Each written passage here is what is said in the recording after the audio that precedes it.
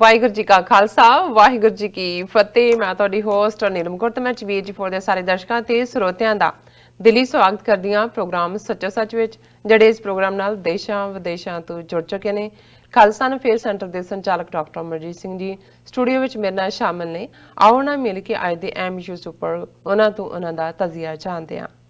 जी doctor साहब वाहिगुरू जी का खालसा वाहिगुरू जी की फतेह। जी डॉक्टर साहब जी आनू प्रोग्राम सचो सच विच बहुत शुक्रिया जी। डॉक्टर साहब अज 25 नवंबर 2019 12 मगर नानकशाही संमत 551 का दिन है। तो डॉक्टर साहब प्रोग्राम शुरू करने तो पहला असीं अपने दर्शकों ते ਸਰੋਤਿਆਂ ਨੂੰ हमेशा तरह दसिए व्यूअर्स, जे तुसीं हक सच इंसाफ ते पैरा दिंदा इक्को एक चैनल TV84 ਨੂੰ ਦੇਖਣਾ ਚਾਹੁੰਦੇ ਹੋ ਤਾਂ ਤੁਸੀਂ ਦੇਖ ਸਕਦੇ ਹੋ spectrum cable, RCN cable, Bell 5 cable in Canada, roku, Jadoo box, शावा, फेसबुक, TV84 ਦੀ ਐਪ ਰਾਹੀਂ online streaming and IP box ਤੇ ਤੁਸੀਂ TV84 ਨੂੰ ਦੇਖ ਸਕਦੇ ਹੋ।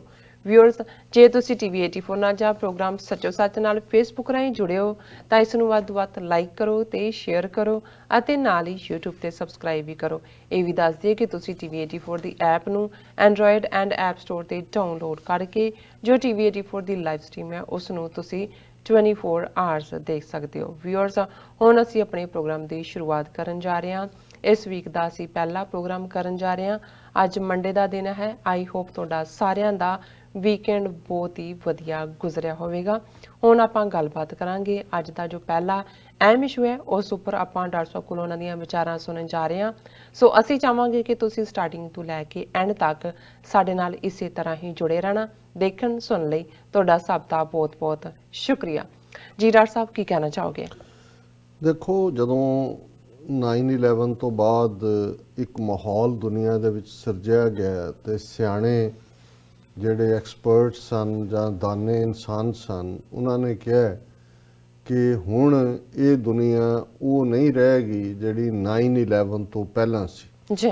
ਹਾਲਾਂਕਿ ਇਸ 'ਚ ਕੋਈ ਸ਼ੱਕ ਨਹੀਂ ਕਿ ਲਗਭਗ 7-8 ਹਜ਼ਾਰ ਸਾਲ ਦੀ ਇਨਸਾਨੀ ਤਾਰੀਖ ਦੇ ਵਿੱਚ ਜੇ ਇਨਟੋਲਰੈਂਸ ਦੀ ਗੱਲ ਦੇਖਣੀ ਹੋਏ, ਜਿਹਦੇ 'ਚ ਦੂਸਰੇ ਦੇ ਵਿਸ਼ਵਾਸ ਨੂੰ ਜਿਹੜਾ ਬਰਦਾਸ਼ਤ ਨਾ ਕਰਨਾ, ਜਾਂ ਅਸੀਂ ਜਦੋਂ ਸਲੇਵਰੀ ਦੀ ਗੱਲ ਕਰਦੇ ਹਾਂ ਜਾਂ discrimination, race, colour, caste, creed, gender, ਇਹ ਗੱਲ ਸਭ ਹੁੰਦੀ ਹੈ ਜੀ। ਪਰ ਸਾਇੰਸ ਜਾਂ ਇੰਡਸਟਰੀਅਲ ਰੈਵੋਲੂਸ਼ਨ ਦੇ ਆਉਣ ਤੋਂ ਬਾਅਦ 18ਵੀਂ ਸਦੀ ਤੋਂ ਯੂਰਪ ਨੇ ਇਹ ਝੰਡਾ ਚੁੱਕ ਲਿਆ ਇਸ ਕਲੇਮ ਦਾ ਕਿ ਜਿਵੇਂ ਬਾਕੀ ਦੁਨੀਆ ਜਿਹੜੀ ਹੈ ਉਹ ਅਨਸਿਵਲਾਈਜ਼ਡ ਹੈ, ਉਹ ਜੰਗਲੀ ਨੇ, ਔਰ ਅਸੀਂ ਜਿਹੜੇ ਹੈ ਉਹ ਇੱਕ ਤਬਦੀਲੀ ਦੇ ਹਾਰਬਿੰਜਰ ਹੈ। ਅਸੀਂ ਦੁਨੀਆ ਦੇ ਅੰਦਰ ਤਹਿਜ਼ੀਬ, ਐਜੂਕੇਸ਼ਨ ਔਰ ਡੈਮੋਕ੍ਰੇਸੀ ਔਰ ਇਸ ਸਾਰੇ ਦੇ ਇਹ ਜਿਹੜੇ ਨੇ ਉਹ ਪਿਤਾਮਾ ਬਣ ਗਏ ਜਾਂ ਪਿਓ ਬਣ ਗਏ।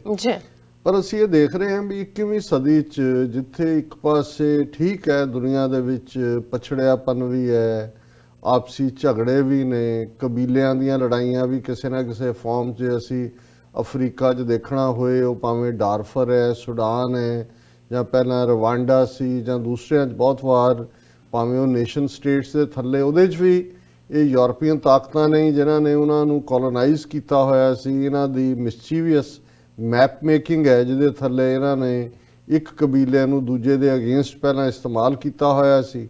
ਹੁਣ ਜਦੋਂ ਉਹ ਇੱਕੋ ਢਾਂਚੇ ਦੇ ਵਿੱਚ ਨੇ ਤੇ ਆਪੋ ਆਪਣੇ ਹੱਕਾਂ ਜਾਂ ਹਿੱਤਾਂ ਦੇ ਲਈ ਉਹ ਇੱਕ ਦੂਸਰੇ ਦਾ ਖੂਨ ਖਰਾਬਾ ਕਰਨ ਤੋਂ ਜਿਹੜਾ ਉਹ ਟਲਦੇ ਨਹੀਂ ਨੇ।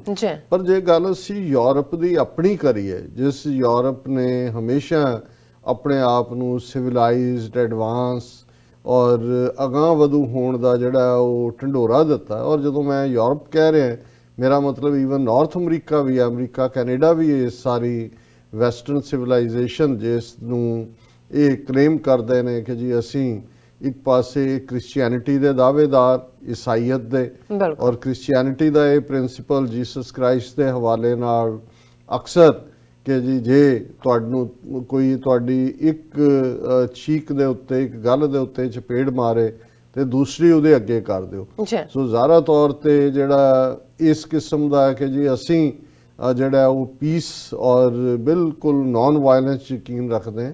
ਹਾਲਾਂ ਹਕੀਕਤ ਇਹ ਹੈ ਕਿ ਇਸ ਕ੍ਰਿਸਚੀਅਨਿਟੀ ਦੀ ਜੇ ਆਪਣੀ ਹਿਸਟਰੀ ਅਸੀਂ ਪਿਛਲੀਆਂ ਸਦੀਆਂ ਦੀ ਦੇਖਣੀ ਹੋਏ, ਕਰੂਸੇਡਰਸ ਜਾਂ ਕਰੂਸੇਡਸ ਦੀ 3-4 ਸਦੀਆਂ ਦੀ ਹਿਸਟਰੀ, ਜਾਂ ਇਹਨਾਂ ਨੇ ਸਾਊਥ ਅਮਰੀਕਾ 'ਚ ਜਾਂ ਇੱਥੇ ਵੀ ਕੀ ਕੀਤਾ ਇੱਥੋਂ ਦੇ ਨੇਟਿਵ ਅਮਰੀਕਨਸ ਨਾਲ, ਜਾਂ ਦੁਨੀਆ ਦੇ ਵਿੱਚ ਈਸਾਈਅਤ ਦੇ ਜਿਹੜਾ ਫੈਲਾਅ ਕਰਨ ਦੇ ਲਈ ਇਹ ਕਿਸ ਹੱਦ ਤੱਕ ਗਏ। ਅੱਜ ਵੀ ਕੈਲੀਫੋਰਨੀਆ 'ਚ ਔਰ ਜਿਹੜੇ ਇਹਨਾਂ ਦੇ ਬਹੁਤ ਸਾਰੇ ਜਿਹਦੇ ਨਾਲ ਸੈਨ ਜੁੜਿਆ ਹੁੰਦਾ ਹੈ, ਸੈਨ ਪੈਡਰੀਓ ਜਾਂ ਸੈਨ ਫ੍ਰਾਂਸਿਸਕੋ, ਸੈਂਟਾ ਕਲੈਰਾ ਜਾਂ ਇਹ ਸਾਰੇ ਇਹਨਾਂ ਜਿਹੜੇ ਤੁਸੀਂ ਇਹਨਾਂ ਦੇ ਵੱਡੇ ਵੱਡੇ ਚਰਚ ਜਾਂ ਦੇਖੋਗੇ, ਜੇ ਤੁਸੀਂ ਈਵਨ ਅਮਰੀਕਨ ਚਰਚਿਸ ਦੀ ਹਿਸਟਰੀ ਵੀ ਦੇਖੋ ਤੇ ਬਹੁਤ ਸਾਰੇ ਬੌਂਡਡ ਲੇਬਰ ਦੇ ਨਾਲ ਲੋਕਲ ਲੋਕਾਂ ਤੋਂ ਬਣਵਾਏ ਗਏ।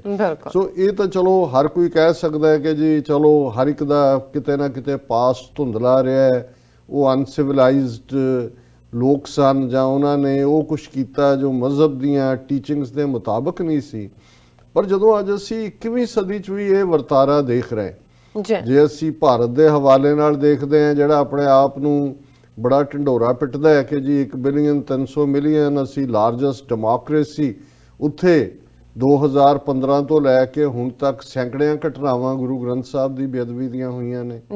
ਇਸਲਾਮ ਦੇ ਹਵਾਲੇ ਨਾਲ ਜੇ 5 ਸਦੀਆਂ ਪੁਰਾਣੀ 5.5 ਸਦੀਆਂ ਪੁਰਾਣੀ ਮਸਜਿਦ ਢਾਹ ਕੇ ਉਸ ਨੂੰ ਜਿਹੜਾ ਮੰਦਿਰ ਬਣਾਉਣ ਦੀ line even supreme court okay ਕਰ ਸਕਦਾ ਹੈ, ਤੇ ਇਹ ਗੱਲ ਦੱਸਦੀ ਹੈ ਕਿ ਟੋਲਰੈਂਸ ਤਾਂ ਦੂਰ ਦੀ ਗੱਲ, ਈਵਨ ਇਹ ਬੇਸਿਕ ਜਿਹੜੀਆਂ ਗੱਲਾਂ ਨੇ ਉਹਨਾਂ ਦੇ ਉੱਤੇ ਇਹਨਾਂ ਦਾ ਕੀ ਨਜ਼ਰੀਆ ਹੈ। ਇਸੇ ਤਰ੍ਹਾਂ ਸੈਂਕੜੇ ਘਟਨਾਵਾਂ ਜਿਹੜੀਆਂ ਨੇ ਉਹ ਲੀਚਿੰਗ ਦੀਆਂ ਔਰ ਕੁਰਾਨੇ ਮਜੀਦ ਦੀ ਬੇਅਦਬੀ ਔਰ ਔਰਤਾਂ ਨੂੰ ਜੋ ਕੁਝ ਕਸ਼ਮੀਰ ਦੇ ਵਿੱਚ ਚੱਲ ਰਿਹਾ ਹੈ।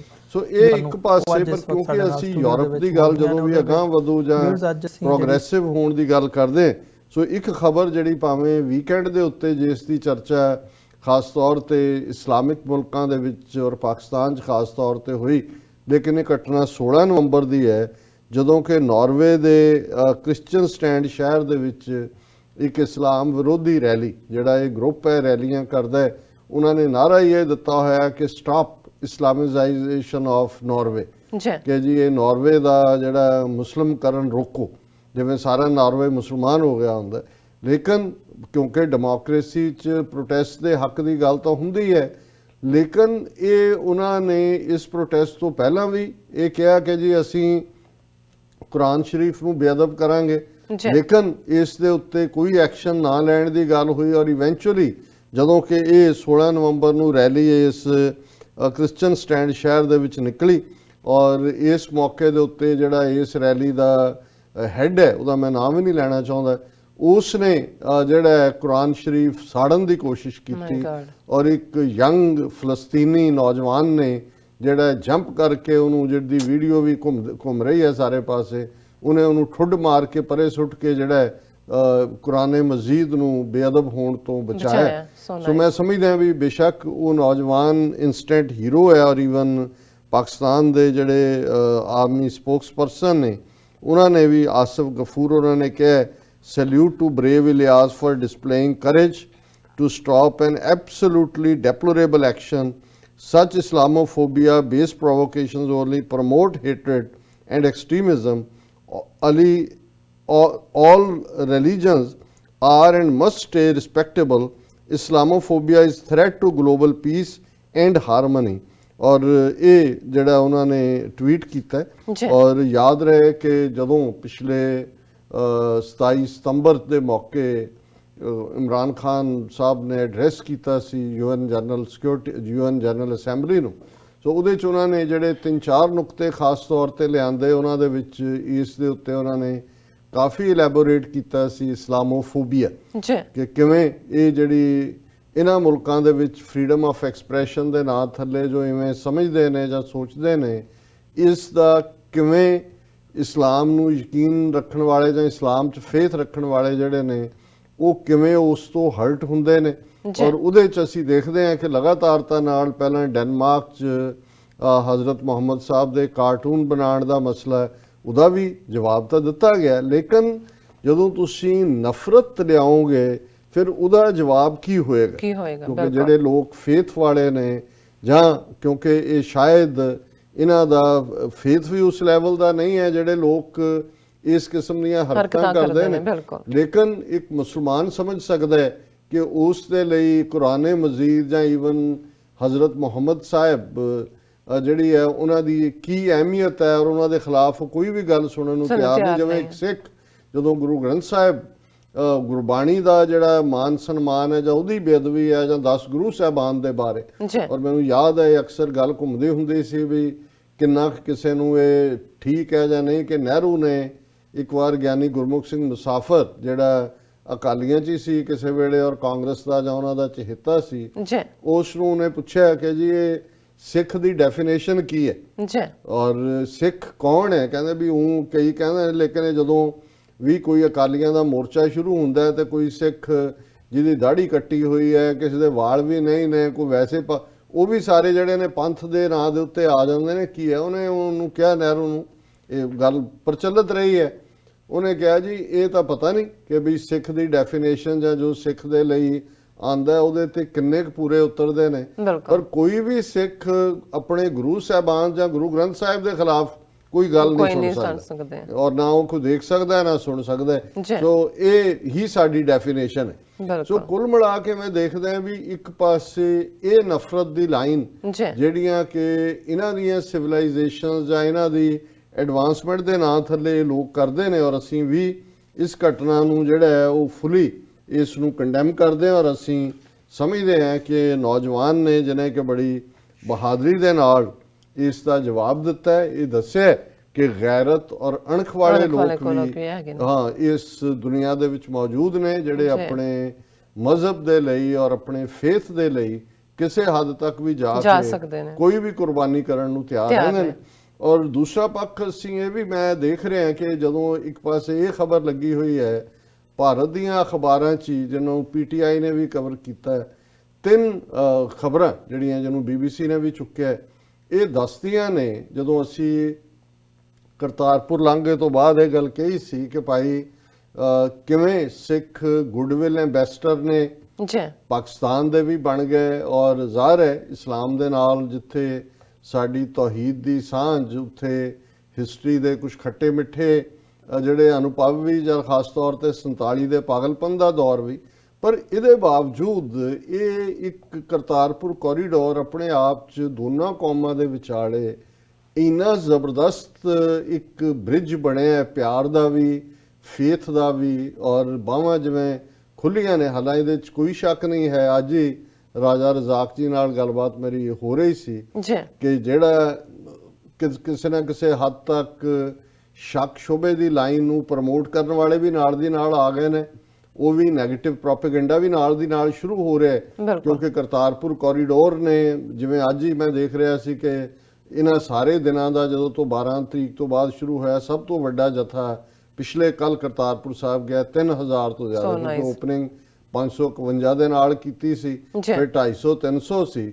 ਸੋ ਉਹਨਾਂ ਨੇ ਕਿਹਾ ਕਿ ਜੀ ਉਹਨਾਂ ਦੇ ਵੀ ਇਮੀਗ੍ਰੇਸ਼ਨ ਵਾਲੇ ਬਾਗੋ ਬਾਗ, ਉੱਥੋਂ ਦੀ ਦੂਸਰੇ ਪਾਸੇ ਸੰਗਤ ਵੀ। ਹਾਂ, ਹਾਲਾਂ ਮੈਨੂੰ ਇੱਕ ਖਬਰ ਜਿਹੜੀ ਮੈਂ BBC ਤੇ ਹੀ ਦੇਖੀ, ਉਹਦੇ ਚ ਉਹਨਾਂ ਨੇ ਕਿਹਾ ਜੀ ਵੀ ਜਿਹੜੇ ਉੱਤਰੋਂ ਆਏ ਉਹਨਾਂ ਲਈ ਤਾਂ ਲੰਗਰ ਦਾ ਪ੍ਰਬੰਧ ਸੀ, ਪਰ ਹੁਣ ਈਵਨ ਪਾਕਿਸਤਾਨ ਦੇ ਆਪਣੇ ਲੋਕ ਵੀ ਜਿਹੜੇ ਨੇ ਉਹ ਜਾ ਰਹੇ ਨੇ ਉੱਥੇ ਦੇਖਣ ਦੇ ਲਈ ਜਾਂ ਦਰਸ਼ਨਾਂ ਦੇ ਲਈ। ਇਕੱਲੇ ਸਿੱਖ ਨਹੀਂ, ਦੂਸਰੇ ਵੀ ਜਿਹੜੇ, ਕਿਉਂਕਿ ਉਸ ਕਰਤਾਰਪੁਰ ਸਾਹਿਬ ਦੇ ਕੰਪਲੈਕਸ ਦੇ ਵਿੱਚ ਹੀ ਗੁਰੂ ਨਾਨਕ ਸਾਹਿਬ ਦਾ ਜਿਹੜਾ ਉਹਨਾਂ ਨੇ ਮਜ਼ਾਰ ਵੀ ਹੈ ਔਰ ਸਮਾਧ ਵੀ ਹੈ। ਸੋ ਉਹਨਾਂ ਨੂੰ 200 ਰੁਪਏ ਫੀਸ ਹੈ। ਚਲੋ ਉਹ ਤਾਂ ਉਹਨਾਂ ਨੇ ਕਿਵੇਂ ਉਸ ਨੂੰ ਕਰਨਾ ਐਡਜਸਟ, ਪਰ ਜਿਹੜੀ ਗੱਲ ਮੈਂ ਧਿਆਨ 'ਚ ਲਿਆਉਣਾ ਚਾਹੁੰਦਾ ਇਹ ਸੀ ਕਿ ਵੀ ਕਿਉਂਕਿ ਹੁਣ ਵੱਡੀ ਗਿਣਤੀ ਦੂਸਰੇ ਪਾਸੇ ਆਉਂਦੇ ਨੇ ਜਿਹੜੇ ਪਾਕਿਸਤਾਨ ਤੋਂ ਆਉਣ ਵਾਲੇ ਨੇ, ਪਾਕਿਸਤਾਨੀ ਸ਼ਹਿਰੀ ਜ਼ਾਹਰ ਹੈ ਕਿ ਉਹਨਾਂ ਲਈ ਲੰਗਰ ਨਹੀਂ ਹੋਏਗਾ, ਔਰ ਮੈਂ ਸਮਝਦਾ ਵੀ ਇਹ ਗੱਲ ਠੀਕ ਨਹੀਂ ਹੈ। ਹਾਂ, ਔਰ ਉਹਦੇ ਲਈ ਜੋ ਖਰਚ ਭਾਵੇਂ ਇੱਧਰ ਪਾਣਾ ਪੈਂਦਾ ਹੈ ਇੱਧਰ ਪਾ ਲੈਣ, ਕਿਉਂਕਿ ਜਿਹੜਾ ਲੰਗਰ ਹੈ ਜੇ ਤੁਸੀਂ ਬਾਬੇ ਨਾਨਕ ਦੇ ਉਸ ਧਰਤੀ ਤੇ ਜਾ ਕੇ, ਇਸ ਦਾ ਮਤਲਬ ਹੈ ਵੀ ਅਸੀਂ ਤਾਂ ਡਿਸਕ੍ਰਿਮੀਨੇਸ਼ਨ ਦਾ ਇੱਕ ਲਾਈਨ ਖਿੱਚ ਦਿੱਤੀ ਕਿ ਜੀ ਜਿਹੜੇ ਭਾਰਤ ਤੋਂ ਆਉਣ ਵਾਲੇ ਸਿੱਖ ਨੇ ਜਾਂ ਹਿੰਦੂ ਵੀ ਨੇ ਉਹਨਾਂ 'ਚ ਉਹ ਲੰਗਰ ਛਕ ਸਕਦੇ ਨੇ, ਤੇ ਪਾਕਿਸਤਾਨ ਦੇ ਜਿਹੜੇ ਸ਼ਹਿਰੀ ਮੁਸਲਮਾਨ ਨੇ ਜਾਂ ਗੈਰ ਮੁਸਲਿਮ ਵੀ ਨੇ, ਹਿੰਦੂ ਜਾਂ ਸਿੱਖ ਨੇ, ਉਹਨਾਂ ਲਈ ਇਹ ਗੱਲ ਠੀਕ ਨਹੀਂ। ਪਰ ਮੈਂ ਇਹ ਦੇਖ ਰਿਹਾ ਕਿ ਵੀ ਇਸ ਪੀਰੀਅਡ ਦੇ ਵਿੱਚ ਵੀਡੀਓਜ਼ ਦਾ ਦੂਸਰਾ ਸਿਲਸਿਲਾ ਤਾਂ ਲਗਾਤਾਰ ਜਾਰੀ ਹੈ ਜਿਹੜੀ ਗੁੱਡਵਿਲ ਦੀ ਗੱਲ ਹੈ। ਪਰ ਅੱਜ ਜਿਵੇਂ 3 ਖਬਰਾਂ ਦਾ ਮੈਂ ਜ਼ਿਕਰ ਜ਼ਰੂਰ ਕਰਨਾ ਚਾਹਾਂਗਾ, ਔਰ ਇਹ ਕੰਟਰਾਸਟ ਹੈ।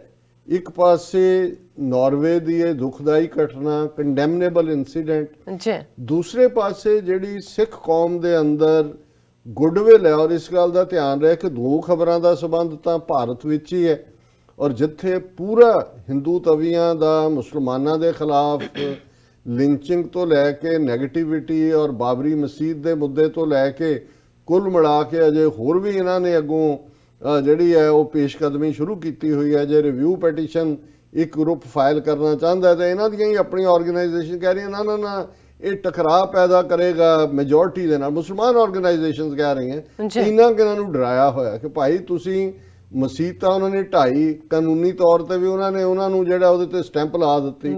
ਤੁਸੀਂ ਘੱਟੋ ਘੱਟ ਆਪਣੀਆਂ ਜਨਰੇਸ਼ਨਸ ਨੂੰ ਦੱਸਣ ਲਈ ਕਿ ਵੀ ਇਹ ਨਹੀਂ ਹੈ ਵੀ ਇੱਕ ਵਾਰ ਹੋਇਆ ਸੀ ਤੋਂ ਰਿਵਿਊ ਕੀਤਾ ਲਈ ਮੰਗ ਕੀਤੀ, ਅਗੇਨ ਉਹੀ ਫੈਸਲਾ ਆਇਆ। ਘੱਟੋ ਘੱਟ ਹਿਸਟਰੀ ਨੂੰ ਤਾਂ ਸਟੇਟ ਸੈਟ ਭਾਈ ਇੰਨੇ ਕਿ ਡਰੇ ਹੋਏ ਨੇ, ਪਰ ਇਹਦੇ ਬਾਵਜੂਦ ਜਿਹੜੀ ਸਿੱਖਾਂ ਦੀ ਗੁੱਡਵਿਲ ਹੈ। ਔਰ ਪਹਿਲੀ ਖਬਰ ਮੋਗਾ ਦੇ ਇੱਕ ਪਿੰਡ ਨਾਲ ਸੰਬੰਧਿਤ ਹੈ ਔਰ ਇਹ BBC ਨੂੰ ਅਸੀਂ ਕਟਸੀ ਔਰ ਥੈਂਕਸ BBC ਪੰਜਾਬੀ ਸਰਵਿਸ, ਉਹਨਾਂ ਨੇ ਇਸ ਦੇ ਉੱਤੇ ਇੱਕ ਸਮਾਲ ਸਟੋਰੀ ਕੀਤੀ ਹੈ 2 ਮਿੰਟ ਦੀ ਕਿ ਮੋਗਾ ਦੇ 500 ਸਾਲ ਪੁਰਾਣੇ ਪਿੰਡ ਦੇ ਸਿੱਖਾਂ ਨੇ ਮੁਸਲਮਾਨਾਂ ਲਈ ਮਸਜਿਦ ਖੋਲੀ। So nice. ਹੁਣ ਇਹ 200 ਸਾਲ ਪੁਰਾਣਾ ਪਿੰਡ ਹੈ, 47 ਜ਼ਾਹਰ ਹੈ 72 ਸਾਲ ਪਹਿਲਾਂ ਜਿਹੜੇ ਮੁਸਲਮਾਨ ਭੈਣ ਭਰਾ ਉੱਥੋਂ ਚਲੇ ਗਏ ਪਾਕਿਸਤਾਨ, ਉਹ ਅਬੈਂਡਨ ਪਈ ਸੀ ਔਰ ਰਣਜੀਤ ਸਿੰਘ ਨਾਂ ਦੇ ਸੱਜਣ ਜਿਹੜੇ ਪਾਕਿਸਤਾਨ ਚੋਂ ਉਜੜ ਕੇ ਆਏ ਉਹ ਉਹਦੇ 'ਚ ਰਹਿੰਦੇ ਸੀ ਔਰ ਉਹ ਸਰਪੰਚ ਵੀ ਬਣੇ। ਔਰ ਉਹਨਾਂ ਨੇ ਕਿਵੇਂ ਜਿਹਦੇ 'ਚ ਔਰ ਜਦੋਂ ਇਹ ਹੈ ਕਿ ਵੀ ਉਹਨਾਂ ਨੇ ਓਪਨ ਕੀਤੀ ਔਰ ਅੰਦਰ ਨਮਾਜ਼ ਪੜ੍ਹਨ ਦੇ ਲਈ ਉਹਦੀ ਸ਼ਰਤ ਹੀ ਉਹਨਾਂ ਨੇ ਇਹ ਲਾਈ ਕਿ ਵੀ ਆਬਾਦ ਹੋਏਗੀ। ਹਾਲਾਂਕਿ ਜਿਹੜਾ ਇਹ ਨਮਾਜ਼ ਪੜ੍ਹਦੇ ਨੇ ਬੱਚੇ ਨੇ 2-3 ਜਾਂ ਜਿਹੜੇ ਮੌਲਵੀ ਸਾਹਿਬ ਹੋਣਗੇ ਉਹਨਾਂ ਦੀ ਆਪਣੀ ਫੈਮਿਲੀ ਹੋਏਗੀ, ਪਿੰਡ 'ਚ ਅਜੇ ਨਹੀਂ ਹੋਏਗੀ ਮੁਸਲਮਾਨਾਂ ਦੀ ਆਬਾਦੀ।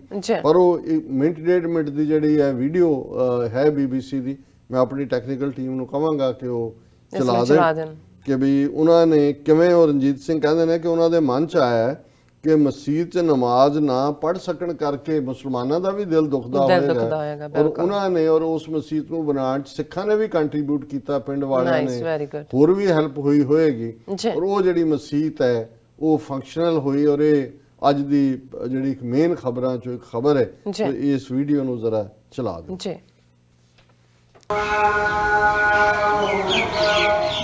ਇਸ ਮਸਜਿਦ ਨੇ ਬੁਰੇ ਟਾਈਮ ਸਾਨੂੰ ਪਨਾਹ ਦਿੱਤੀ, ਇਸ ਕਰਕੇ ਇਸ ਮਸਜਿਦ ਅੱਗੇ ਸਾਡਾ ਸਿਰ ਝੁਕਦਾ। ਸਾਡੇ ਗੁਰੂਆਂ ਦਾ ਉਪਦੇਸ਼ ਇਹ ਸੀ, ਮਾਨਸ ਕੀ ਜਾਤ ਸਭ ਏਕ ਪਛਾਣ। ਮੇਰਾ ਜਨਮ ਪਾਕਿਸਤਾਨ ਵਿੱਚ ਹੋਇਆ। 1947 'ਚ ਪਾਕਿਸਤਾਨ ਦੀ ਤੇ ਹਿੰਦੁਸਤਾਨ ਦੀ ਵੰਡ ਹੋਈ ਤੇ ਉਦੋਂ ਸਾਨੂੰ ਮਸਜਿਦ 1947 ਤੋਂ ਪਹਿਲਾਂ ਦੀ, ਜਾਣੀ 1947 'ਚ ਜਦੋਂ ਅਸੀਂ ਆਏ ਹਾਂ ਉਦੋਂ ਬੰਦ ਸੀ। ਉਦੋਂ ਪਹਿਲਾਂ ਮੇਰਾ ਸਿਰ ਪਤਾ ਨਹੀਂ ਨਮਾਜ਼ ਪੜ੍ਹਦੇ ਸੀ ਜਾਂ ਨਹੀਂ, ਮੈਨੂੰ ਨਹੀਂ ਪਤਾ, ਕਿਉਂਕਿ ਮੈਂ ਤਾਂ ਆਇਆ 1947 'ਚ।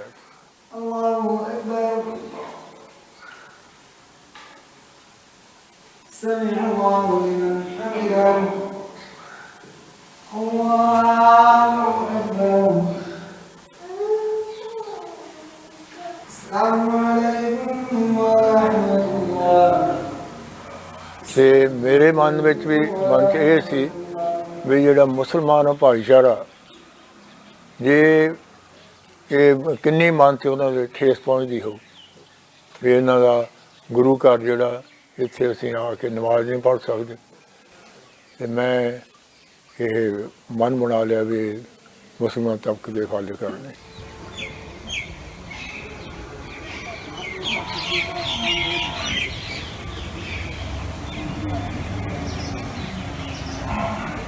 ਪੈਸਾ ਜਿਹੜਾ ਕੁਛ ਤਾਂ ਅਸੀਂ ਵੀ ਯੋਗਦਾਨ ਪਾਇਆ। ਸਾਡੇ ਪਿੰਡ ਦੇ ਬਹੁਤ ਵਧੀਆ ਲੋਕ ਆ, ਯਾਨੀ ਉਹਨਾਂ ਦਾ ਵੀ ਇਹੀ ਸੋਚ ਹੈ ਜਿਹੜੀ ਮੇਰੀ ਸੋਚ ਆ।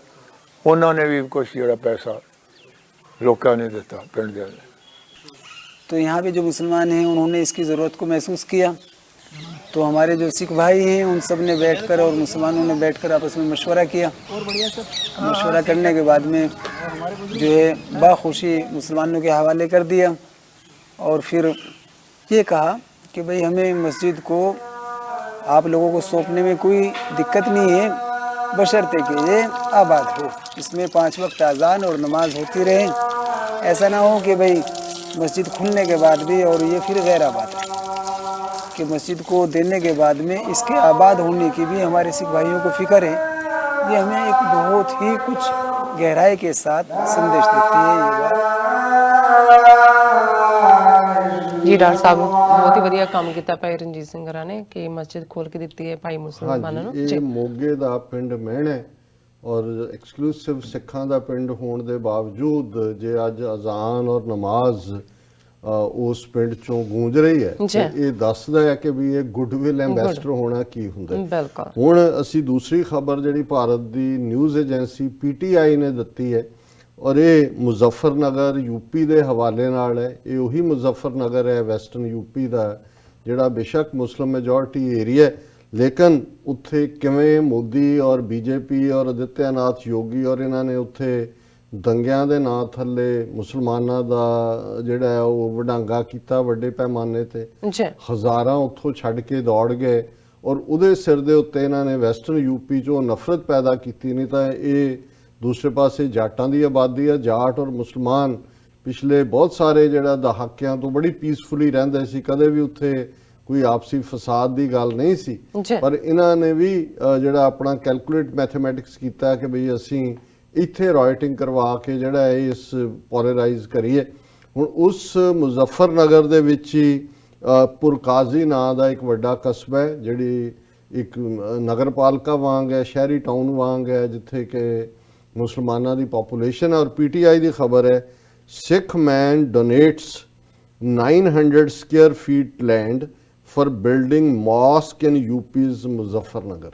और ये खबर है कि 70-year-old Sikh man has donated a piece of land for a mosque in Uttar Pradesh Muzaffarnagar district during the auspicious month of 550th birth anniversary of Guru Nanak Sahib. Sukhpal Singh Bedi, a social activist, made the announcement at an event in Purkazi town in the district on Sunday. He handed over land documents for 900 square feet plot to Nagar Panchayat chairman Zahir Faruqi. Very nice, very good. ਹੁਣ ਇਹ ਸਿੱਖ activist ਨੇ ਸੁਖਪਾਲ ਸਿੰਘ ਬੇਦੀ, ਜੀ ਉਹਨਾਂ ਨੇ 900 square foot ਦਾ ਜਿਹੜਾ ਇੱਕ plot ਲੈ ਕੇ ਉਸ ਦੇ ਡਾਕੂਮੈਂਟ ਜਿਹੜੇ ਨੇ ਜਿਹੜੀ ਮਿਊਨਿਸਪਲ ਕਮੇਟੀ ਆ ਉਹਦੇ ਚੇਅਰਪਰਸਨ ਜਿਹੜੇ ਜ਼ਾਹਿਰ ਫਾਰੂਕੀ ਨੂੰ ਦਿੱਤੇ ਕਿ ਜੀ ਅਸੀਂ ਗੁਰੂ ਨਾਨਕ ਸਾਹਿਬ ਦੇ 550 ਸਾਲਾ ਇਸ ਪੁਰਬ ਦੇ ਮੌਕੇ ਜਿਹੜੇ ਗੁਰੂ ਨਾਨਕ ਸਭ ਨੂੰ ਪਿਆਰ ਕਰਦੇ ਸੀ, ਅਸੀਂ ਇਹ ਜਿਹੜਾ ਤੁਹਾਨੂੰ ਔਰ ਇਸ ਤੋਂ ਜ਼ਾਹਰ ਹੈ ਕਿ ਹੋ ਸਕਦਾ ਕਿਉਂਕਿ ਇਹਨਾਂ ਨੇ ਖਬਰ ਤਾਂ ਉਹ ਖਾ ਲਈ ਕਿ ਇਹ ਨਹੀਂ ਹੈ ਵੀ ਇੰਨੀ ਵੱਡੀ ਆਬਾਦੀ ਮੁਸਲਮਾਨਾਂ ਦੀ ਹੈ ਉੱਥੇ ਮਸਜਿਦ ਨਾ ਹੋਏ, ਲੇਕਿਨ ਉਹਨਾਂ ਨੇ ਜ਼ਰੂਰ ਉਹਨਾਂ ਦੰਗਿਆਂ ਦੇ ਵਿੱਚ ਉਹ ਕਬਜ਼ਾ ਕਰ ਲਿਆ ਹੋਣਾ ਹੈ ਜਾਂ ਨੁਕਸਾਨ ਕਰ ਦਿੱਤਾ ਹੋਣਾ ਹੈ ਜਾਂ ਉੱਥੇ ਜਿਹੜਾ ਕੋਈ ਹੋਰ ਹੋਣਾ ਹੈ ਕਿ ਉਹਨਾਂ ਨੇ ਇਸ ਸਿੱਖ ਨੇ ਉੱਥੇ ਜਾ ਕੇ ਕਿਉਂ ਚੁਣਿਆ ਮੁਜ਼ੱਫਰਨਗਰ ਨੂੰ ਜਾਂ ਉਸੇ ਆਬਾਦੀ ਨੂੰ। ਉਹਨਾਂ ਨੇ ਦੇਖਿਆ ਹੋਣਾ ਹੈ ਕਿ ਭਾਈ ਇਹ 5 ਵੇੜੇ ਦੀ ਮਸਜਿਦ ਨਮਾਜ਼ ਦੇ ਲਈ ਮਸਜਿਦ ਇਹਨਾਂ ਕੋਲ ਨਹੀਂ ਹੈ ਔਰ ਕਿਉਂਕਿ ਉਹਨਾਂ ਨੇ ਕਿਹਾ ਕਿ Muslims constitute a majority of population in Purkazi town. ਫਿਰ ਉਹ ਬੇਦੀ ਨੇ ਕਿਹਾ he wanted to separate the message of peace and communal harmony, citing Guru Nanak's teachings of treating all people equally with respect. Or people from both communities welcomed the initiative as a step to foster brotherhood. कि सिखां और मुसलमाना दोनों ही कौमां ने इस नूं बहुत appreciate कीता है। सो मैं समझदा हां भी ये जदों असीं सिक्खी दियां टीच और ये गल अमरीका कनेडा च नहीं है, उस इंडिया च है ਜਿੱਥੇ ਮੁਸਲਮਾਨਾਂ ਦੇ ਨਾਲ ਖਲੋਣ ਜਾਂ ਕਸ਼ਮੀਰੀਆਂ ਲਈ ਹਾਂ ਦਾ ਨਾਰਾ ਮਾਰਨ ਦੇ ਮਤਲਬ ਕੀ ਹੋ ਸਕਦਾ ਹੈ? ਖੁਦ ਨੂੰ ਟਾਰਗੇਟ ਲੈਣਾ। ਜਿੱਥੇ 200 ਮਿਲੀਅਨ ਮੁਸਲਮਾਨ ਜਿੱਥੇ ਰਹਿੰਦੇ ਨੇ ਉਹਨਾਂ ਨੇ ਦੜ ਵੱਟੀ ਹੋਈ ਹੈ, ਉਹ ਆਪਣੀ ਬਾਬਰੀ ਮਸਜਿਦ ਵੀ 5 ਸਦੀਆਂ ਪੁਰਾਣੀ ਢਵਾ ਕੇ ਆਵਾਜ਼ ਕੱਢਣ ਨੂੰ ਨਹੀਂ। ਔਰ ਮੋਦੀ ਜਿਹੜਾ ਉਹਨੂੰ ਸੈਲੀਬ੍ਰੇਟ ਕਰ ਰਿਹਾ ਹੈ ਕਹਿ ਕੇ ਕਿ ਜੀ ਦੇਖੋ ਕਿੰਨੇ ਮੈਚੁਰ ਹੋ ਗਏ ਨੇ ਲੋਕ, ਕੋਈ ਕਮਿਊਨਲ ਹਾਰਮਨੀ ਡਿਸਟਰਬ ਨਹੀਂ ਹੋਈ। ਤੁਸੀਂ ਮਸਜਿਦ ਢਾਈ ਹੈ ਜਾਂ ਡਿਸਟਰਬ ਕਿਹਨੇ ਕਰਨੀ ਸੀ? ਤੁਸੀਂ ਤਾਂ ਉਹਨਾਂ ਨੂੰ ਮਾਰ ਕੇ ਉਹਨਾਂ ਦੀ ਜਿਹੜਾ ਇੰਨਾ ਡੀਮੋਰਲਾਈਜ਼ ਕਰ ਦਿੱਤਾ ਹੈ ਕਿ ਉਹ ਤਾਂ ਘਰਾਂ 'ਚ ਉਹ ਵਿਚਾਰੇ ਘਬਰਾਏ ਹੋਣੇ ਨੇ ਕਿ ਵੀ ਪਤਾ ਨਹੀਂ ਫੈਸਲਾ ਜੇ ਅਦਰ ਵੇ ਆ ਗਿਆ ਤਾਂ ਸਾਡੀ ਜਿਹੜੀ ਹੈ ਉਹ ਜਾਨ ਖਤਰੇ 'ਚ ਹੋਏਗੀ। ਸੋ ਮੈਂ ਸਮਝਦਾ ਵੀ ਇਹ ਵੀ ਇੱਕ ਬਹੁਤ ਦਲੇਰਾਨਾ ਕਦਮ ਹੈ ਕਿ ਮੁਜ਼ੱਫਰਨਗਰ ਜਾ ਕੇ ਜਿੱਥੇ ਇਹਨਾਂ ਨੇ ਹਜ਼ਾਰਾਂ ਜਿਹੜੇ ਮੁਸਲਮਾਨ ਉੱਥੋਂ ਬੇਘਰ ਕੀਤੇ ਨੇ, ਸੈਂਕੜਿਆਂ ਮਾਰੇ ਦੰਗਿਆਂ ਦੇ ਨਾਂ ਥੱਲੇ, ਇਹ ਗੱਲ ਦੱਸਦੀ ਹੈ ਕਿ ਭਾਈ ਅਲਟੀਮੇਟਲੀ ਗੁਰੂ ਨਾਨਕ ਦੇ ਸਿੱਖ ਹੋਣ ਦਾ ਮਤਲਬ ਕੀ ਹੈ। ਔਰ ਇਹ ਜਿਹੜੀ ਗੁੱਡਵਿਲ ਅਸੀਂ ਦੇਖਦੇ ਹਾਂ ਅੱਜ ਜਿਹੜੀ ਇੱਕ ਖਬਰ ਵਾਇਰਲ ਹੋ ਰਹੀ ਹੈ ਸਾਰੇ ਮੀਡੀਆ ਦੇ ਵਿੱਚ, ਖਾਸ ਤੌਰ ਤੇ ਸਾਡੇ ਪੰਜਾਬੀ ਪਾਕਿਸਤਾਨੀ ਔਰ ਇਹਨਾਂ ਸਾਰਿਆਂ ਤੇ, ਹੁਣ ਜਿਹੜੀ ਆਸਟ੍ਰੇਲੀਆ ਦੇ ਵਿੱਚ ਪਾਕਿਸਤਾਨ ਦੀ ਕ੍ਰਿਕਟ ਟੀਮ ਆਈ ਹੋਈ ਹੈ ਖੇਡਣ ਲਈ। ਹਾਲਾਂ ਅਨਫੋਰਚੂਨੇਟਲੀ ਪਹਿਲਾ ਮੈਚ ਜਿਹੜਾ ਆਸਟ੍ਰੇਲੀਆ ਦੇ ਨਾਲ ਹੀ ਹੋਇਆ ਉਹਦੇ ਚੋਂ ਹਾਰ ਗਏ ਜੀ ਔਰ ਹਾਰ ਗਏ ਦੀ ਅਜੇ ਜਿਹੜੀ ਹੈ ਉਹ ਨਾ ਪੱਕੀ ਗੱਲ ਤੋਂ ਪਹਿਲਾਂ ਹੀ ਜਿਹੜੀ ਗੱਲ ਕਰਕੇ ਸਰਾਹਿਆ ਜਾ ਰਿਹਾ ਹੈ, 5 ਜਿਹੜੇ ਉਹਨਾਂ ਦੇ ਕ੍ਰਿਕਟਰ ਸੀ ਉਹ ਇੱਕ ਸਿੱਖ ਟੈਕਸੀ ਡਰਾਈਵਰ ਨੂੰ ਉਹਨਾਂ ਨੇ ਕੀਤਾ ਹੈ ਕਿ ਵੀ ਕਿਤੇ ਵੀ ਪਹੁੰਚਾਉਣਾ ਹੈ। ਉਹ ਜਦੋਂ ਉਹਨਾਂ ਨੂੰ ਲੈ ਕੇ ਗਿਆ ਆਪਣੀ ਡੈਸਟੀਨੇਸ਼ਨ ਤੇ ਉਹਨੇ ਕਿਹਾ ਵੀ ਮੈਂ ਪੈਸੇ ਤੁਹਾਡੇ ਤੋਂ ਨਹੀਂ ਲੈਣੇ। ਓ ਮਾਈ ਗॉड, ਸੋ ਨਾਈਸ। ਔਰ ਉਹਨਾਂ ਨੇ ਜਿਹੜਾ ਉਹਨੂੰ ਕਿਹਾ ਵੀ ਨਹੀਂ, ਫਿਰ ਜੇ ਉਹ ਸਿੰਘ ਸਾਹਿਬ ਕਰਕੇ ਐਡਰੈਸ ਕਰ ਰਿਹਾ ਟਵੀਟ ਜਿਹੜਾ ਕ੍ਰਿਕਟਰ ਹੈ, ਉਹਨੇ ਕਿਹਾ ਵੀ ਨਹੀਂ ਸਿੰਘ ਸਾਹਿਬ ਜੇ ਇਵੇਂ ਹੈ ਫਿਰ ਤੁਸੀਂ ਸਾਡੇ ਨਾਲ ਬੈਠ ਕੇ ਖਾਣਾ ਖਾਓਗੇ। ਔਰ ਉਹ ਜਿਹੜੀ ਖਾਣਾ ਖਾਂਦੇ ਦੀਆਂ ਵੀ ਫੋਟੋਜ਼ ਦਰਸ਼ਕ ਦੇਖ ਸਕਦੇ ਨੇ। ਇਹ ਵੀ ਜਿਹੜਾ BBC ਦੀ ਨਿਊਜ਼ ਸਟੋਰੀ ਹੈ, ਪਰ ਇਹ ਸਾਰੇ ਪਾਸੇ ਹੀ ਹੈ। ਔਰ ਇਹ ਉਹਨਾਂ ਨੇ BBC ਦੇ ਰਿਪੋਰਟਰ ਨੇ ਕਿਹਾ ਕਿ ਆਸਟ੍ਰੇਲੀਆ ਦੌਰੇ ਤੇ ਗਈ ਪਾਕਿਸਤਾਨ ਕ੍ਰਿਕਟ ਟੀਮ ਭਾਵੇਂ ਪਹਿਲੇ ਹੀ ਮੈਚ ਵਿੱਚ ਮੇਜ਼ਬਾਨ ਟੀਮ ਤੋਂ ਹਾਰਨ ਕਾਰਨ ਦਰਸ਼ਕਾਂ ਦੇ ਦਿਲ ਨਹੀਂ ਜਿੱਤ ਸਕੀ, ਪਰ ਪਾਕਿਸਤਾਨੀ ਟੀਮ ਦੇ 5 ਖਿਡਾਰੀਆਂ ਵੱਲੋਂ ਭਾਰਤੀ ਮੂਲ ਦੇ ਸਿੱਖ ਟੈਕਸੀ ਡਰਾਈਵਰ ਨੂੰ ਕਰਵਾਏ ਡਿਨਰ ਦੀ ਦਿਲ ਟੁੰਬਵੀਂ ਕਹਾਣੀ ਦੇ ਸੋਸ਼ਲ ਮੀਡੀਆ ਉੱਤੇ ਆਉਣ ਕਾਰਨ ਇਹਨਾਂ ਨੂੰ ਵਾਹਵਾ ਦਾਦ ਮਿਲ ਰਹੀ ਹੈ। ਅਸਲ ਵਿੱਚ ਸਿੱਖ ਟੈਕਸੀ ਡਰਾਈਵਰ ਨੇ ਪਾਕਿਸਤਾਨੀ ਖਿਡਾਰੀਆਂ ਤੋਂ ਕਿਰਾਇਆ ਲੈਣ ਤੋਂ ਇਨਕਾਰ ਕਰ ਦਿੱਤਾ ਹੈ, ਤਾਂ ਇਹਨਾਂ ਨੇ ਵੀ ਉਸ ਨੂੰ ਪੂਰਾ ਮਾਣ ਤਾਣ ਦਿੰਦਿਆਂ ਨਾਲ ਬਿਠਾ ਕੇ ਖਾਣਾ ਖਵਾਇਆ ਤੇ ਉਸ ਨਾਲ ਆਪਣੀ ਤਸਵੀਰ ਨੂੰ ਵੀ ਟਵਿੱਟਰ ਉੱਤੇ ਸਾਂਝਾ ਕੀਤਾ। ਔਰ ਫਿਰ ਇਹ ਅੱਗੋਂ ਕ੍ਰਿਕਟ ਨਾਲ ਜੁੜੀਆਂ ਹਸਤੀਆਂ ਤੇ ਮੀਡੀਆ ਅਦਾਰਿਆਂ ਦੇ ਟਵਿੱਟਰ ਹੈਂਡਲ ਰਾਹੀਂ ਵਾਇਰਲ ਹੋ ਰਹੀ ਹੈ। ਤੇ ਨਜ਼ੀਮ ਸ਼ਾਹ ਉਹਨਾਂ ਨੇ ਲਿਖਿਆ ਹੈ, ਸਿੰਘ ਸਾਹਿਬ ਕਾਰ ਡਰਾਈਵਰ ਹਨ, ਅਸੀਂ ਉਹਨਾਂ ਨਾਲ ਸਫ਼ਰ ਕੀਤਾ, ਉਹਨਾਂ ਨੇ ਸਾਡੇ ਤੋਂ ਪੈਸੇ ਨਹੀਂ ਲਏ, ਫਿਰ ਅਸੀਂ ਸਰਦਾਰ ਜੀ ਦੇ ਨਾਲ ਡਿਨਰ ਕੀਤਾ। ਹੁਣ ਜ਼ਾਹਰ ਹੈ ਈਵਨ ਇਹ ਵੀ ਇੱਕ ਰਿਸਪੈਕਟ ਹੈ। ਜਦੋਂ ਹੁਣ ਸਿੰਘ ਸਾਹਿਬ ਲਫ਼ਜ਼ ਬਹੁਤ ਰਿਸਪੈਕਟਫੁਲ ਹੈ, ਬਿਲਕੁਲ ਉਹਨਾਂ ਨੇ ਦੋ ਲਾਈਨਾਂ ਦੇ ਵਿੱਚ ਸਿੰਘ ਸਾਹਿਬ ਤੇ ਸਰਦਾਰ ਜੀ। ਸੋ ਇਹ ਉਹ ਗੁੱਡਵਿਲ ਹੈ ਕਿ ਇਹ ਨਸੀਮ ਸ਼ਾਹ ਤੇ ਉਹਨਾਂ ਦੇ ਨਾਲ ਹੀ ਉਹ ਪੋਸਟਾਂ ਵੀ ਪਿਕਚਰਸ ਵੀ ਉਹਨਾਂ ਨੇ ਸਾਂਝੀਆਂ ਕੀਤੀਆਂ। ਔਰ ਉਹਨੂੰ ਦੇਖਦੇ ਫਿਰ ਕਈ ਸਾਡੇ ਹਿੰਦੂ ਭਰਾ ਵੀ ਆ ਗਏ, ਉਹ ਵੀ ਕਹਿਣ ਲੱਗ ਗਏ ਜੀ ਇਹ ਬਹੁਤ ਗੁੱਡਵਿਲ ਹੈ ਜੀ, ਇਹ ਬਹੁਤ ਦੇਖੋ ਦੁਨੀਆ ਇੰਨੀ ਖਰਾਬ ਨਹੀਂ, ਰਾਹੁਲ ਚਤੁਰਵਰਜੀ ਅਸੀਂ ਇੱਕ ਦੂਜੇ ਪ੍ਰਤੀ ਚੰਗੇ ਹੋ ਸਕਦੇ ਹਾਂ। ਔਰ ਉਹਨਾਂ ਨੇ ਕਿਹਾ ਕਿ ਜੀ ਇਸੇ ਤਰ੍ਹਾਂ ESPN ਤੋਂ ਕਿਸੇ ਨੇ ਲਿਖਿਆ ਹੈ ਕਿ ਵੀ ਇਹ ਸਾਰੇ ਜਿਹੜੇ ਨੇ ਉਹਨਾਂ ਨੇ ਜਿਹੜੇ ਕ੍ਰਿਕਟਰ ਸਨ ਉਹਨਾਂ ਦੇ ਵਿੱਚ ਮੂਸਾ ਖਾਨ, ਯਾਸਰ ਸ਼ਾਹ, ਇਮਰਾਨ ਖਾਨ, ਨਸੀਮ ਸ਼ਾਹ, ਸ਼ਾਹੀਨ ਅਫਰੀਦੀ, ਔਰ ਇਹ ਉਹਨਾਂ ਨੇ ਸਾਰਾ ਕਰਕੇ ਅੱਗੇ ਬਹੁਤ ਸਾਰਿਆਂ ਦੇ ਟਵੀਟ ਰਿਐਕਸ਼ਨ ਨੇ।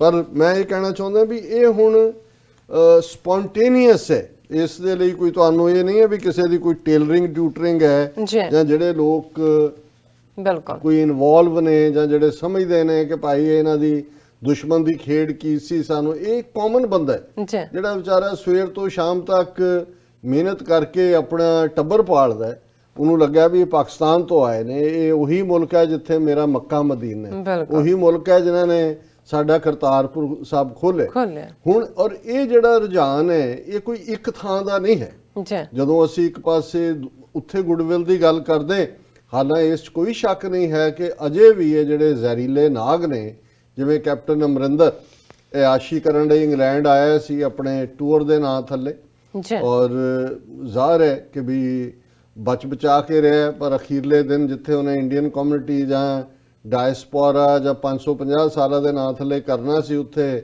ਭਿਣਕ ਪੈ ਗਈ। ਸਿੱਖਸ ਫॉर ਜਸਟਿਸ ਵਾਲੇ ਪਹੁੰਚ ਗਏ ਔਰ ਪ੍ਰੋਟੈਸਟ ਵੀ ਹੋਇਆ, ਫਿਰ ਉਹ ਵੀਡੀਓ ਵੀ ਆਈ ਹੈ ਵੀ ਕਿਵੇਂ ਅੱਗੇ ਦੌੜ ਰਿਹਾ ਗੱਡੀ 'ਚ।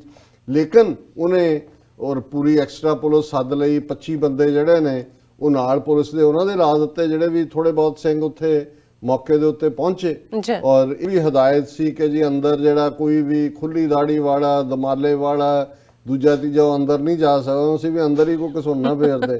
ਇਹਨੂੰ ਹੀ ਕਹਿੰਦੇ ਨੇ ਕਿ ਜਿਹੜਾ ਚੋਰ ਹੁੰਦਾ ਹੈ ਉਹ ਡਰਦਾ ਹੁੰਦਾ, ਉਸ ਨੂੰ ਪਤਾ ਹੁੰਦਾ ਵੀ ਉਹਦੀਆਂ ਕੀ ਕਰਤੂਤਾਂ ਨੇ। ਔਰ ਹੁਣ ਵੀ ਜਿਹੜਾ ਇਹ ਜ਼ਹਿਰ ਸੁੱਟਣੋਂ ਨਹੀਂ ਹਟਦਾ। ਇੱਕ ਪਾਸੇ ਤਾਂ ਸਿੱਖਸ ਫॉर ਜਸਟਿਸ ਨੂੰ ਟੈਰਰਿਜ਼ਮ ਔਰ ISI ਨਾਲ ਜੋੜਨ ਦੀ ਕੋਸ਼ਿਸ਼ ਕੀਤੀ ਔਰ ਉੱਥੋਂ ਦੌੜ ਵੀ ਆਇਆ। Punjab CM Amarinder bats for piece with Pakistan, talks tough on terror.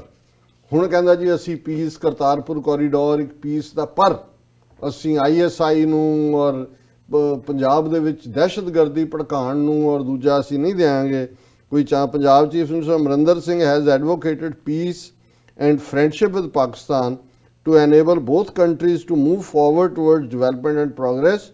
but made it clear that India would not allow ISI-backed forces such as Sikhs for Justice to disturb its harmony and stability. ਜੀ ਹੁਣ ਇਹਨੂੰ ਕਹਿੰਦੇ ਨੇ ਜਿਹੜੀ ਬਦਨੀਅਤੀ ਹੁੰਦੀ ਹੈ, ਇਹਦੇ ਲਈ ਤਾਂ ਮੈਂ ਪਹਿਲਾਂ ਹੀ ਕਿਹਾ ਹੋਇਆ ਕਿ ਜਿੰਨਿਆਂ ਵੀ ਲਫ਼ਜ਼ਾਂ ਨਾਲ ਬਦ ਲੱਗ ਸਕਦਾ ਹੈ, ਬਦ ਕਲਾਮ, ਬਦ ਇਖਲਾਕ, ਬਦ ਨੀਤ, ਬਦ ਨੀਅਤ, ਜੀ ਹੋਰ ਵੀ ਜਿੰਨੇ ਕੁ ਨੇ ਉਹ ਇਹਦੇ ਤੇ ਟੁਕਦੇ ਨੇ। ਲੇਕਿਨ ਉਸ ਧਰਤੀ ਤੇ ਜਾ ਕੇ ਵੀ ਇੰਗਲੈਂਡ ਦੀ ਚਲੋ ਚੈਲੰਜ ਤਾਂ ਹੋਇਆ, ਦੌੜਿਆ ਵੀ ਆ ਉੱਥੋਂ, ਜੀ ਲੇਕਿਨ ਇਹ ਆਪਣੇ ਮੂੰਹੋਂ ਜ਼ਹਿਰ ਸੁੱਟਣਾ ਜਾਂ ਆਪਣੇ ਆਕਾ ਨੂੰ ਖੁਸ਼ ਕਰਨੋਂ ਨਹੀਂ ਹਟਿਆ ਹੈ। ਔਰ ਉਹਦੇ 'ਚ ਉਹਨੇ ਇਹ ਕਿਹਾ ਮੀਡੀਆ ਦੇ ਨਾਲ ਇਨਫੋਰਮਲ ਪੈਟ 'ਚ ਕਿ ਜੀ SFJ Sikhs for Justice was a hardcore terrorist group with no ideological basis for its campaign and had to be treated as such. ਇਹਨੂੰ ਕੋਈ ਪੁੱਛੇ ਵੀ ਆਈਡੀਓਲੋਜੀਕਲ ਬੇਸ ਕੀ ਹੁੰਦਾ ਹੈ? ਜੀ UN ਚਾਰਟਰ ਜਿਹੜਾ ਰਾਈਟ ਆਫ ਸੈਲਫ ਡਿਟਰਮੀਨੇਸ਼ਨ ਦਿੰਦਾ ਹੈ, ਬਿਲਕੁਲ ਉਹ ਆਈਡੀਓਲੋਜੀਕਲ ਬੇਸ ਨਹੀਂ ਤਾਂ ਹੋਰ ਕਿਹੜਾ ਬੇਸ ਹੈ? ਔਰ ਅੱਜ ਹੀ ਸਾਡੇ ਸਟੂਡੀਓ 'ਚ ਸਰ ਅਵਤਾਰ ਸਿੰਘ ਪੰਨੂ ਔਰ ਜੱਗਾ ਵੀਰ ਆਏ ਹੋਏ ਨੇ, ਉਹਨਾਂ ਦੇ ਨਾਲ ਜਿਹੜਾ 9:30 ਤੋਂ 10 ਗੁਫ਼ਤਗੂ ਹੈ, ਉਹਦੇ 'ਚ ਗੱਲਬਾਤ ਹੋਏਗੀ। ਇਹ ਸਾਰਾ ਇਹ ਵੀ ਇੱਕ ਕਰੰਟ ਇਸ਼ੂ ਹੈ। ਜੀ ਲੇਕਿਨ ਜੇ ਦੁਨੀਆ ਦੇ ਵਿੱਚ ਰਾਈਟ ਆਫ ਸੈਲਫ ਡਿਟਰਮੀਨੇਸ਼ਨ ਤੇ ਬੇਸਡ ਰੈਫਰੈਂਡਮ ਦੀ ਮੰਗ ਕਰਨੀ ਇਹ ਆਈਡੀਓਲੋਜੀਕਲ ਬੇਸ ਨਹੀਂ ਹੈ, ਤੇ ਇਹ ਬਦ ਕਲਾਮ, ਬਦ ਦਿਆਨਤ ਔਰ ਬਦ ਇਖਲਾਕ ਬੰਦਾ ਹੀ ਦੱਸ ਦੇ ਕਿ ਆਈਡੀਓਲੋਜੀ ਕਹਿੰਦੇ ਕਿਹਨੂੰ ਨੇ। ਜੀ ਬਦ ਇਖਲਾਕੀ ਨੂੰ ਆਈਡੀਓਲੋਜੀ ਕਹਿੰਦੇ ਨੇ, ਜਾਂ ਕਿਸੇ ਦਾ ਕੁੱਤਾ ਹੋਣ ਨੂੰ ਆਈਡੀਓਲੋਜੀ ਕਹਿੰਦੇ ਨੇ। ਸੋ ਜ਼ਾਹਿਰ ਤੌਰ ਦੇ ਉੱਤੇ ਇਹ ਆਪਣੇ ਆਕਾ ਨੂੰ ਖੁਸ਼ ਕਰਨ ਤੇ ਲੱਗਾ ਹੋਇਆ ਹੈ।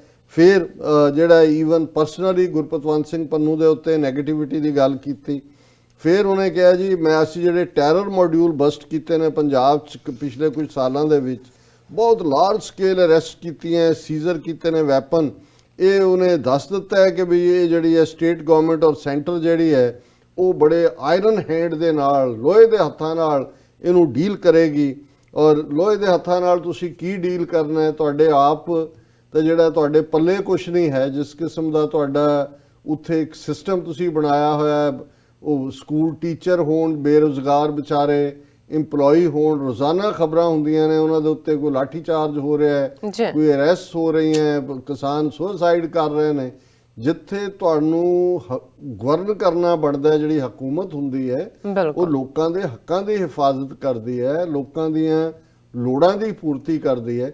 ਸੋ ਅੱਜ ਜਿਸ ਵਸਟ ਹਾਲਤ ਦੇ ਵਿੱਚ ਪੰਜਾਬ ਹੈ, ਉਹ ਪਹਿਲਾਂ ਕਦੇ ਵੀ ਨਹੀਂ ਹੋਇਆ ਹਿਸਟਰੀ 'ਚ। ਮੈਂ ਪਿਛਲੇ ਦਿਨਾਂ 'ਚ ਸੁਣ ਰਿਹਾ ਸੀ, ਇੱਕ ਟਾਂਡੇ ਤੋਂ ਸੱਜਣ ਨੇ ਪ੍ਰਚਾਰਕ, ਉਹ ਕਹਿ ਰਹੇ ਸੀ, ਕਹਿੰਦੇ ਵੀ ਕਿੱਥੇ ਗਏ ਸਿੱਖ ਹੋ? ਜੀ ਉਹਨਾਂ ਨੇ ਇੱਕ ਗੱਲ ਬੜੀ ਠੀਕ ਕਹੀ, ਉਹ ਫੌਜ 'ਚੋਂ ਹੀ ਰਿਟਾਇਰ ਹੋਏ। ਉਹਨਾਂ ਨੇ ਕਿਹਾ ਜੀ ਅੱਜ ਤੋਂ ਜਦੋਂ ਮੈਂ ਫੌਜ 'ਚ ਸੀ 32-33% ਅਫਸਰ ਫੌਜ ਦੇ ਵਿੱਚ ਸਿੱਖ ਸੀ, ਹਰ ਤੀਸਰਾ ਜਿਹੜਾ ਅਫਸਰ ਸੀ ਉਹ ਸਿੱਖ ਉਹ ਸੀ। ਸਿੱਖ ਸੇ ਫਿਰ ਉਹਨਾਂ ਨੇ ਕਿਹਾ ਕਿ ਜੀ ਜ਼ਿਲ੍ਹਿਆਂ ਦੇ ਡਿਪਟੀ ਕਮਿਸ਼ਨਰ SSP ਸਿੱਖ ਸੀ। ਕਹਿੰਦੇ ਵੀ ਅੱਜ ਤੁਸੀਂ ਦੇਖ ਲਓ ਫਲਾਣਾ, ਉਹਨਾਂ ਨੇ ਨਾਂ ਵੀ ਲਿਆ, ਆਹ ਜ਼ਿਲ੍ਹਿਆਂ ਦਾ ਹਾਲ ਹੈ। ਤੇ ਕਹਿੰਦੇ ਵੀ ਅੱਜ ਸਾਡਾ ਹਾਲ ਇਹ ਹੋ ਗਿਆ ਵੀ ਜਿੰਨੇ ਕੁ ਪੈਸੇ ਸਾਡੇ ਕੋਲ ਜ਼ਮੀਨ ਜਿਹੜੀ ਮਾੜੀ ਮੋਟੀ ਸੀ ਉਹਨੂੰ ਗਹਿਣੇ ਪਾ ਕੇ 40-50 ਲੱਖ ਦੇ ਕੇ ਅਸੀਂ ਆਪਣੇ ਮੁੰਡਿਆਂ ਨੂੰ ਬਾਹਰ ਭੇਜਦੇ ਆਂ ਕੈਨੇਡਾ। ਫਿਰ ਬੜੇ ਮਾਣ ਨਾਲ ਕਹਿ ਰਿਹਾ ਹੁੰਦਾ ਜੀ ਮੇਰੇ ਮੁੰਡੇ ਨੇ ਨਾ ਹੁਣ ਟਰਾਲਾ ਵੀ ਲੈ ਲਿਆ, ਟਰੱਕ ਤਾਂ ਲਿਆ ਸੀ ਉਹਨੇ। ਇਹ ਕਹਿੰਦੇ ਆ ਸਾਡਾ ਮਾਣ ਰਹਿ ਗਿਆ ਹੈ ਕਿ ਵੀ ਅਸੀਂ ਟਰੱਕ ਤੇ ਟਰਾਲਾ ਜਾਂ ਟੈਕਸੀ ਓਨ ਕਰਨਾ ਹੀ ਬਹੁਤ ਵੱਡੀ ਪ੍ਰਾਪਤੀ ਸਮਝਣ ਲੱਗ ਗਏ। ਕਿੱਥੇ ਅਸੀਂ ਉਸ ਧਰਤੀ ਦੇ ਵਾਰਸ ਹੀ ਨਹੀਂ ਜਿਸ ਧਰਤੀ ਤੇ ਰਾਜ ਕੀਤਾ ਹੋਏ, ਜਿੱਥੇ ਤੁਹਾਡੀ ਜਿਹੜੀ ਹੈ ਤੁਹਾਡਾ ਸਿੱਕਾ ਚੱਲਿਆ ਹੋਏ, ਉੱਥੇ ਅੱਜ ਅਸੀਂ ਇਹ ਹੈ ਕਿ ਵੀ ਅਸੀਂ ਇੱਕ ਬੇਘਰੇ ਜੇ ਹੋ ਕੇ ਇਹਨਾਂ ਮੁਲਕਾਂ ਦੇ ਵਿੱਚ ਬੜੇ ਜਿਹੜੇ ਵਿਚਾਰੇ ਮਿਹਨਤ ਕਰਦੇ ਨੇ, ਉਹਨਾਂ ਦਾ ਮਤਲਬ ਇਹ ਨਹੀਂ ਸੀ ਕਿ ਵੀ ਉਹ ਟਰੱਕ ਚਲਾਣਾ ਜਾਂ ਟੈਕਸੀ ਚਲਾਣਾ ਕੋਈ ਮਾੜੀ ਗੱਲ ਹੈ, ਪਰ ਉਹ ਇਹ ਕਹਿਣਾ ਚਾਹੁੰਦੇ ਸੀ ਕਿ ਭਾਈ ਸਾਡਾ ਸਿਸਟਮ ਕੀ ਬਣਾ ਦਿੱਤਾ ਇਹਨਾਂ ਨੇ ਕਿ ਅੱਜ ਸਾਡੇ ਬੱਚੇ ਜਿਹੜੇ ਨੇ ਆਪਣੇ ਘਰ-ਬਾਰ ਛੱਡ ਕੇ, ਫਿਰ ਉਹਨੇ ਦੂਜੀ ਗੱਲ ਕਹੀ ਕਿ ਭਾਈ ਇਹ ਜਿਹੜਾ ਅੱਜ ਚੱਲ ਰਿਹਾ ਹੈ ਵੀ ਕਦੇ 3 ਬੱਚੇ ਸੀ, ਇੱਕ ਚਾਚਾ ਵੀ ਪਤਾ ਸੀ ਰਿਸ਼ਤਾ ਕੀ ਹੈ, ਤਾਇਆ ਵੀ ਪਤਾ ਸੀ, ਤਾਈ ਵੀ ਹੈ। ਉਹਨਾਂ ਨੇ ਕਿਹਾ ਹੁਣ ਤਾਂ ਅਗਲੇ ਬੱਚਿਆਂ ਨੂੰ ਇੱਕੋ ਹੀ ਹੈ ਤੁਹਾਡਾ, ਤੇ ਉਹ ਵੀ ਤੁਸੀਂ ਕੈਨੇਡਾ ਅਮਰੀਕਾ ਟਰਾਲੇ ਜਾਂ ਟੈਕਸੀਆਂ ਦਾ ਹੀ ਤੋਰ ਦਿੱਤਾ, ਤੁਹਾਨੂੰ ਪਾਣੀ ਕਿਹਨੇ ਪਿਉਣਾ? ਤੇ ਉਹ ਜਿਹੜਾ ਇਕੱਲਾ ਹੈ ਤੁਹਾਡੇ ਬੱਚੇ, ਉਹਦੇ ਬੱਚਿਆਂ ਨੂੰ ਕੀ ਪਤਾ ਹੋਏਗਾ ਤਾਇਆ ਕਿਹਨੂੰ ਕਹਿੰਦੇ ਨੇ ਜਾਂ ਚਾਚਾ ਕਿਹਨੂੰ ਕਹਿੰਦੇ ਨੇ? ਬਿਲਕੁਲ ਕਿ ਉਹ ਤਾਂ ਸਾਰੇ ਰਿਸ਼ਤੇ ਮੁੱਕ ਰਹੇ ਨੇ।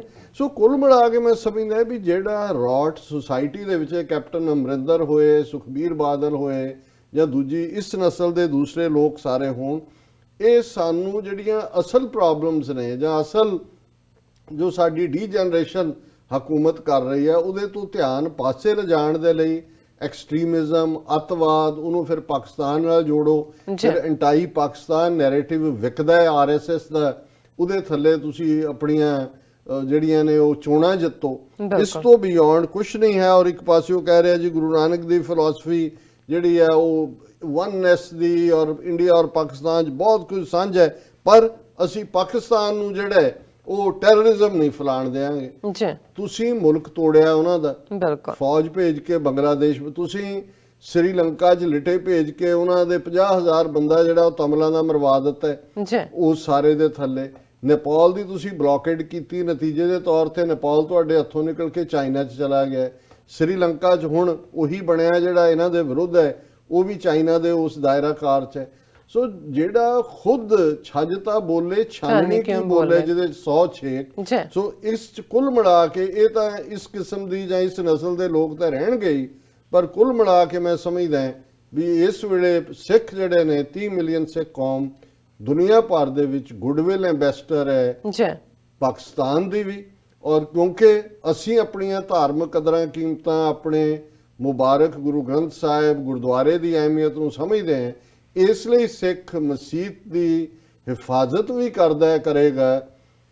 ਮਸੀਤ ਬਣਾਉਣ ਦੇ ਲਈ ਵੀ ਉਹਨਾਂ ਨੇ ਖੁੱਲ੍ਹਦਿਲੀ ਦੇ ਨਾਲ ਜਿਹੜੇ ਨੇ ਉਹ ਅੱਗੇ ਆਏ ਨੇ। ਔਰ ਇਸ ਸਾਰੇ ਦੇ ਨਾਲ ਨਾਲ ਜਿਹੜੀ ਗੁੱਡਵਿਲ ਆਸਟ੍ਰੇਲੀਆ ਦੇ 5 ਕ੍ਰਿਕਟਰਸ ਨੇ ਅੱਜ ਜਿਹੜੀ ਹੈ ਉਸ ਸਟੋਰੀ ਰਾਹੀਂ ਸਾਹਮਣੇ ਲਿਆਂਦੀ ਹੈ, ਇਹ ਗੱਲ ਦੱਸਦੀ ਹੈ ਕਿ ਕਰਤਾਰਪੁਰ ਕੋਰੀਡੋਰ ਕਿੰਨਾ ਵੱਡਾ ਇੱਕ ਉਹ ਕੱਲਾ ਸਿੰਬਲ ਨਹੀਂ, ਕਿੰਨਾ ਵੱਡਾ ਕਦਮ ਹੈ ਜਿਹਨੇ ਸਮੁੱਚੀ ਸਿੱਖ ਕੌਮ ਦੇ ਦਿਲ ਜਿੱਤਨੇ ਨੇ। ਜੀ ਡਾਕਟਰ ਸਾਹਿਬ ਤੁਹਾਡਾ ਬਹੁਤ ਬਹੁਤ ਸ਼ੁਕਰੀਆ। ਇੱਥੇ ਲੈਣੇ ਆਪਣੇ ਪੇਜ ਤੋਂ ਪਹਿਲਾਂ ਅਸੀਂ ਆਪਣੇ ਦਰਸ਼ਕਾਂ ਤੇ ਸਰੋਤਿਆਂ ਨੂੰ ਅਪੀਲ ਤੇ ਬੇਨਤੀ ਕਰਦੀ ਹਾਂ ਵਿਊਅਰਸ ਦਾ, ਜਿਸ ਤਰ੍ਹਾਂ ਕਿ ਤੁਸੀਂ ਜਾਣਦੇ ਹੋ ਕਿ TV 84 ਇੱਕ ਪੰਥਕ ਚੈਨਲ ਹੈ। TV 84 ਸਿੱਖਾਂ, ਕਸ਼ਮੀਰੀਆਂ ਅਤੇ ਭਾਰਤ ਦੀਆਂ ਨਾਰਥ ਈਸਟ ਸਟੇਟਾਂ ਦੇ ਲੋਕਾਂ ਦੇ ਸਵੈ ਨਿਰਣੇ ਦੇ ਹੱਕਾਂ ਦਾ ਹਾਮੀ ਹੈ। ਅਸੀਂ ਚਾਹਾਂਗੇ ਕਿ ਤੁਸੀਂ TV 84 ਦੀ ਚੜ੍ਹਦੀ ਕਲਾ ਲਈ ਵੱਧ ਤੋਂ ਵੱਧ ਡੋਨੇਟ ਕਰੋ। ਡੋਨੇਟ ਕਰਨ ਲਈ ਸਾਡੀ ਵੈਬਸਾਈਟ tv84.tv ਤੇ ਜਾ ਕੇ ਪੇਪਲ ਦੀ ਵਰਤੋਂ ਕਰਕੇ ਵਨ ਟਾਈਮ ਡੋਨੇਟ ਕਰ ਸਕਦੇ ਹੋ, ਮੰਥਲੀ ਡੋਨੇਟ ਵੀ ਕਰ ਸਕਦੇ ਹੋ।